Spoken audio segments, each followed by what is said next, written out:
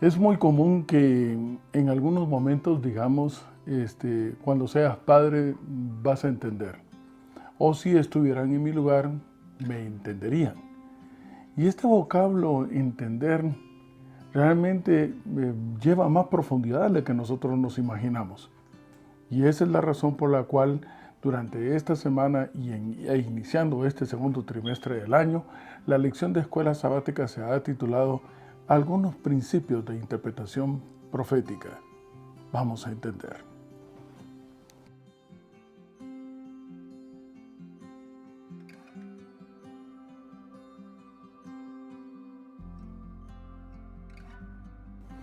Y me encuentro buscando en el Antiguo Testamento, en el libro de Salmos, en el capítulo 32 y el verso 8. Y la palabra de Dios dice, te haré entender y te enseñaré el camino en que debes andar. Sobre ti fijaré mis ojos, te enseñaré el camino en que debes andar. Vamos a darle bastante énfasis a este vocablo, al vocablo entender. Etimológicamente está dividido en inicio o ingresar a, y tender, que es irse hacia el fondo, hacia lo más profundo, hacia la médula, hacia el centro. Entender entonces no es simplemente una aplicación superficial, sino que nos vamos hacia el fondo, hacia adentro. Y la pregunta clave entonces es, ¿cuál es la base para entender? Para eso buscaremos entonces en el Antiguo Testamento, siempre en el libro de Salmos, solo que ahora en el capítulo 119. ¿Qué es lo que realmente debemos entender? Salmos capítulo 119 y el verso 34. ¿Está conmigo siguiéndome? Salmo 119, verso 34, y la palabra de Dios dice, dame entendimiento y guardaré tu ley, y la cumpliré de todo corazón. Tome nota que de acuerdo al significado etimológico del vocablo entender, en otras palabras lo que está diciendo aquí el salmista es, mira, necesito llegar a lo más profundo, realmente hacer mío la esencia de este mensaje. ¿Y esta cuál es? Entonces como consecuencia guardaré la ley. Cuando nosotros establecemos el mensaje real sobre lo cual se basa todo el Evangelio, la razón de ser del Antiguo y del Nuevo Testamento es que tú y yo volvamos a establecer una relación íntima con Dios. Y cuando entendemos esto, entonces dice el verso 34, guardaré tu ley. O en otras palabras, habré desaparecido yo, vivirás tú en mi lugar y entonces yo tendré tu manera de ser. Recuerde usted de que la ley es el reflejo del carácter de Dios. Y por supuesto entonces la cumpliré de todo corazón. ¿Por qué de todo corazón? Porque en el corazón es el simbolismo que se utiliza para que Cristo pueda entrar a tu vida y ocuparla por completo. Que ya no vivamos nosotros, que todos nuestros pensamientos, nuestra manera de ser, nuestra forma sea totalmente rendida a los pies de Él y tomada por su Espíritu. Es la única forma. También podríamos ir entonces a Daniel en el capítulo 9, siempre estamos en el Antiguo Testamento, Daniel capítulo 9 del verso 22 al 23. El antecedente aquí es que Daniel está solicitándole a Dios que regresen a Jerusalén después de 70 años de esclavitud. Y en medio de su oración, la palabra de Dios dice en el verso 22, y me hizo entender. Nada menos que Gabriel llega a darle una respuesta a Daniel. Y el verso 23 dice, ¿y por qué? Yo he venido para enseñártela porque tú eres muy amado. Apreciados amigos y hermanos, ya varias veces lo hemos estudiado. La única forma de que tú y yo podamos ser considerados muy amados por el cielo nos regresa entonces a la experiencia de Jesús al ser bautizado por Juan el Bautista y se abren los cielos y se escucha una voz, la voz del Padre que dice, este es mi Hijo amado. ¿Quieres tú y yo que seamos considerados por el cielo como muy amados? Entonces Gálatas 2:20, ya no vivamos nosotros, que viva Jesús en nuestro lugar y entonces serán respondidas nuestras oraciones. Y tome en cuenta que Gabriel llega para explicarle básicamente a Daniel, entre otras cosas, ese punto. Mira, tú vas a entender, vas a entrar hacia el fondo del asunto, hacia el fondo del tema, gracias a que ya no vives tú, y la respuesta te la estoy dando porque eres considerado muy amado por el cielo. Entender las profecías a Jesús como Salvador. ¿Cuál es el dilema aquí? ¿Cuál es el tema más importante a seguir? Algunos predicadores han circunscrito sus campañas de evangelismo exclusivamente hacia la interpretación profética, y si bien es cierto, tenemos una base la más sólida que existe para poder interpretar las profecías, hay ciertos aspectos que en este momento pueden caer en una área de la especulación. Pero déjame decirte que a la luz de la palabra de Dios y por lo que vamos a estudiar durante esta semana, en verdad el tema más importante, el más esencial, el que en verdad debemos de entender es que tenemos una opción de salvación y de vida eterna cuando volvemos a establecer una relación íntima con el Señor, más allá de los aspectos proféticos. La pregunta entonces es, ¿cómo podemos entender, cómo podemos llegar a fondo sobre lo que realmente se quiso decir, sobre lo que el Señor quiso decir a través de los 66 libros que nos hablan acerca de Él? Pues bien, hermanos, para esto necesitamos ir entonces en el Antiguo Testamento a Isaías capítulo 55. Pareciera una redundancia, pero es la forma de poder demostrar a ustedes, bíblicamente hablando, que en verdad la base fundamental del Evangelio siempre será volver a tener una relación íntima con el Señor. Acompáñenme entonces a Isaías en el capítulo 55. Estoy en el Nuevo Testamento. Isaías capítulo 55 y estoy en el verso 8. Y la palabra de Dios dice: mis pensamientos no son vuestros pensamientos, ni vuestros caminos, mis caminos, dijo Jehová. Y estas son exactamente las mismas palabras que encontramos en los labios de Pablo, quien escribió en Primera de Corintios, en el capítulo 2 y el verso 16. Estoy ahora en Primera de Corintios, en el capítulo 2 y el verso 16. Y la palabra de Dios dice: ¿quién conoció la mente del Señor? Es una pregunta. Y la respuesta: nosotros tenemos la mente de Cristo, porque Él escribe en Gálatas 2:20 una vez más, es que ya no vivimos nosotros, sino que vive Jesús en nuestro lugar. La forma de poder entender entonces es cuando tenemos la mente de Cristo. Voy a ejemplificarlo de esta manera. Algunos dirán: bueno, es que usted quiere entender las cosas de acuerdo a su forma de ver, pero hay que ponerse en el lugar de aquel que es el autor de la narrativa. ¿Qué quiso decir? Cada vez que tú lees un libro, no importa cuál es su orientación o cuál sea sus ramas, tú debes de ponerte en el lugar del autor y poder tratar de entonces de comprender qué es lo que él nos está queriendo decir. En este caso, pues es imposible hacerlo a menos de que se cambie un espíritu, porque el Espíritu del Señor es el que ha dirigido todo este mensaje que quiere presentarte a Jesús como opción de salvación y de vida eterna. Salmos capítulo 14, verso 1, hay un texto ahí que parece que aparentemente es controversial y que no se aplicaría a la mayoría de aquellos que todavía no han establecido una relación con el Señor.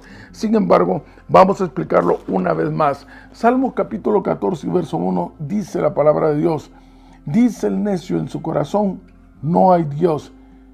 Tome nota, en primer lugar, una vez más vamos hacia el aspecto de que es el corazón el que está, el que está aquí como en escena, como es el que está como la figura principal a la cual todo está enfocado, el lugar en donde simbólicamente tomamos las decisiones.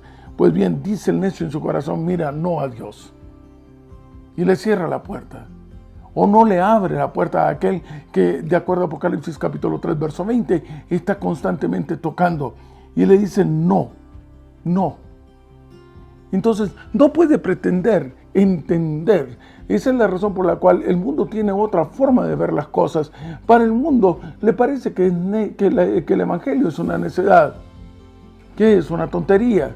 ¿Cómo pueden entender ellos la opción que hay de salvación y de vida eterna? Que puede existir un mundo mejor, en donde no habrá más llanto ni dolor y la muerte no existirá, que tiene la capacidad de poder resucitar, que vendrá un Todopoderoso a redimirnos. El mundo no lo entiende, porque le ha cerrado la puerta al corazón para el Espíritu de Dios. ¿Cuál es el mensaje para entender entonces en este caso? En básicamente, tú puedes hablar de biología, puedes hablar de jurisprudencia, específicamente el área penal o el área civil, pero en el caso de encontrarte con Jesús, de establecer nuevamente una relación íntima con Él, el mensaje básico y principal siempre, el que es en esencia, el que es del cual depende absolutamente todo lo que estamos nosotros estudiando, es volver entonces a lo que la Escritura dice acerca de Él. Y para esto tenemos entonces Lucas capítulo 24 y verso 27, yendo rumbo hacia Emaús. La palabra de Dios dice que Jesús les abre entendimiento a los dos discípulos y les empieza a hablar acerca de lo que de Él dicen de las Escrituras. No le empezó a hablar acerca de profecía, de la observancia de los diezmos y las ofrendas, etc. No, básicamente habló de nuevo restituir una relación íntima y de fe con Él. Pero un ejemplo todavía muchísimo más claro lo vamos a encontrar en Hechos en el capítulo 8. Y para esto les pido, llegando al Nuevo Testamento, que vayamos a Hechos capítulo 8 y en el verso 30. En el verso 30. La referencia que tenemos acá es muy conocida porque es la entrevista que está entre el tesorero de una reina, que es el etíope, y estamos hablando de Felipe, el misionero que es enviado por el Espíritu Santo. Dice la palabra de Dios en el verso 30. Acudiendo Felipe, él oyó que leía el profeta Isaías el eunuco y dijo: ¿entiendes lo que lees? ¿Realmente estás llegando al fondo del mensaje que se te está queriendo compartir? Y la palabra de Dios dice en el verso 31, fíjate qué honestidad. Pero ¿y cómo podré si alguno no me enseñare? ¿Cómo puedo yo llegar al fondo de esto si no hay quien me guíe? Si realmente es un campo totalmente desconocido para mí. Felipe entonces pudo haber aprovechado la oportunidad para poder hablar acerca de las diferentes consecuencias o de todo aquello que emanan posteriormente a haber conocido a Jesús. Pero, apreciados amigos y hermanos, una vez más, no es haciendo cosas que tenemos una experiencia personal con el Señor, sino que Felipe dice en el verso 35, Felipe, abriendo su boca, comenzando desde esta escritura, le anunció el evangelio de Jesús, el mensaje, las buenas nuevas del Salvador, y le presenta específicamente al Señor. Este es el mensaje entonces para entender. Etimológicamente la palabra profecía es una palabra compuesta de pro, hacia adelante, antes, y peni, que es lo dijo antes, aquel que se adelanta y lo está diciendo, que está diciendo lo que sucederá. La pregunta entonces ahora que surge es, ¿entendemos qué es lo que sucederá? Pues en términos bastante básicos también podríamos dar una respuesta a esto, y a la que se encuentra en Juan capítulo 3, verso 16. De tal manera amó Dios al mundo que ha dado a su Hijo unigénito. Y aquí viene la respuesta, para que todo aquel que en Él crea. ¿Cuál es la primera parte? La primera parte es para que todo aquel que establezca una relación íntima con Dios, ¿qué cosa entonces? Tenga vida eterna. Esa es la consecuencia final. Así que la profecía podría ser en este momento, en términos más básicos, vamos, establece una relación íntima con el Señor y vivirás para siempre. Y es la misma profecía que tú vas a encontrar en Marcos capítulo 16 y verso 16. Ahora bien, bueno, vamos a agregar un punto. ¿Qué le parece, yendo al Antiguo Testamento, una promesa que es extraordinaria, que es bellísima, y es la que se encuentra en Daniel en el capítulo 12 y el verso 3? Y la palabra de Dios dice, y los que entiendan, los que hayan llegado al punto. Pero ¿cuál es el punto? Los que hayan establecido una relación íntima con Dios resplandecerán como el resplandor del firmamento, Y aquí viene entonces la función, es que tú no puedes contener al Jesús que ya encontraste, que ya conociste, sino que ahora se te desborda y lo tienes que anunciar. Y los que enseñan la justicia a la multitud estarán como las estrellas a perpetua eternidad. Así que la consecuencia final de encontrarse con Jesús es vivir para siempre. Y eso es en términos, podríamos decir, estamos diciendo con anticipación lo que sucederá, que vas a vivir para siempre si te encuentras con el Señor y deja que Él sea el que domine tu corazón. Sigamos adelante. Hay una especulación sobre la interpretación de la palabra de Dios. Muchos todos dicen decir, no, nosotros tenemos la verdad. Y cada verdad puede incluso acomodarse a las necesidades de cada una de las personas que quieran creerlo de esa forma. Sin embargo, verdad solamente hay una, y esta es la que encontramos en Juan capítulo 14, verso 6, cuando el Señor dice, yo soy el camino, la verdad y la vida, independientemente del nombre de la denominación religiosa. Apreciado amigo y hermano, encuéntrate con Jesús, el que dice que establece una relación íntima con Él, anda como Él anduvo. A la ley y al testimonio, si no fuese conforme a esto, es porque están en oscuridad. La base de todo el evangelio, una vez más, es necesario decirlo, es establecer una relación íntima con Dios, es encontrarte con Él. Si dices que le conoces pero no sigues sus caminos, el tal es mentiroso. El que dice que le conoce, guarda sus mandamientos, ya no vive Él, tiene su manera de ser. Su carácter se desarrolla dentro de él a través del Espíritu Santo, y este se puede reconocer en el fruto del gozo, paz, benignidad, bondad, mansedumbre y templanza. Sigamos adelante. La palabra de Dios, entonces, ¿es posible estudiar la palabra de Dios y entenderla? ¿Es posible? Humanamente no. Humanamente al mundo esto le parece una locura. Es más, es tan imposible que consideran que sus páginas son más útiles para poder hacer quizás un cigarro. Se requiere entonces que para que tú puedas entender al escritor, tener el espíritu del escritor, tener la mente del escritor. Una vez más, volvemos a caer sobre el mismo ladrillo. Tengo una experiencia personal con el Señor. Él está tocando la puerta. Ábrele la puerta, déjale entrar y entenderás que la base de todo conocimiento, el principio de la sabiduría, es el temor a Jehová. Saben que siempre he recomendado que podemos ir haciendo un diccionario bíblico de interpretación, en donde la misma palabra de Dios se interpreta a sí misma. Por ejemplo, en Apocalipsis, en el capítulo 13 y el verso 1, se habla de hay una visión que recibe Juan, en donde ve salir de en medio del mar.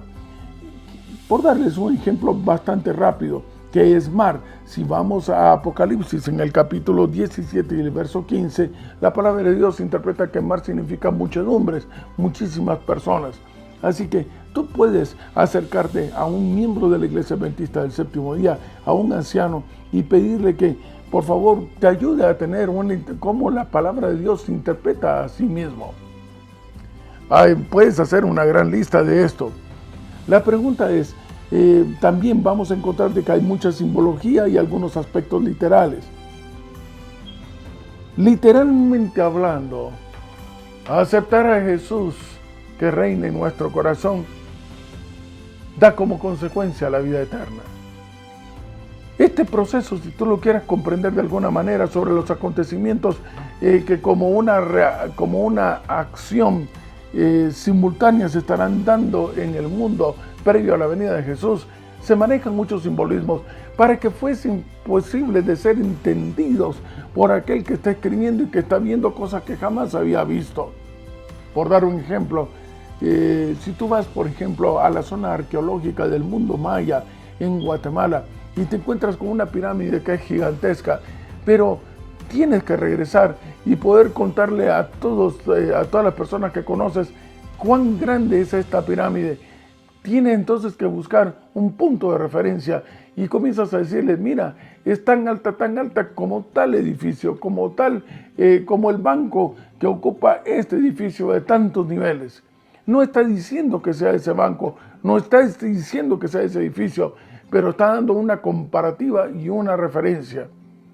En el caso de la palabra de Dios se han utilizado simbolismos, por ejemplo, con bestias, y la palabra bestia es un sistema político, y se ha utilizado bestia porque una trata de eliminar a la otra y de ser entonces la que domina, y como se diría a nivel canino, a nivel de animales, pues cuál es el alfa, ¿verdad? El macho alfa, el que va a dominar. Uno viene dominando a otro, y así ha sido en la carrera de las civilizaciones desde el año 655 a.C., como un imperio ha querido sobresalir sobre otro, pero siempre con un espíritu que es blasfemo porque pretende ocupar el lugar que le corresponde a Dios. Capítulo 13 de Apocalipsis habla acerca de un dragón, y la misma palabra de Dios lo interpreta en el capítulo 12, que el dragón es el diablo, es la serpiente antigua, es Satanás. Así que ve haciendo tu traductor. El mensaje central entonces es presentarte a un Salvador, y el mejor ejemplo que podemos encontrar para esto es el del ladrón en la cruz. El ladrón en la cruz tenía los minutos contados, la vida se le estaba escapando como agua entre los dedos, y en ese momento se encuentra nada menos que con el Salvador. El Señor no desperdicia el tiempo diciéndole acerca de movimientos futuros, simplemente se presenta a sí mismo como la opción de salvación, independientemente de si habrá una resurrección o no, independientemente si hay un reino en los cielos o no.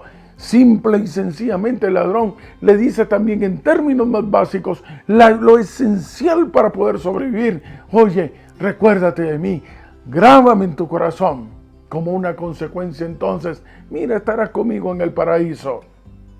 Apreciados amigos y hermanos, una vez más, y para concluir con el tema especial de qué es lo que debemos entender,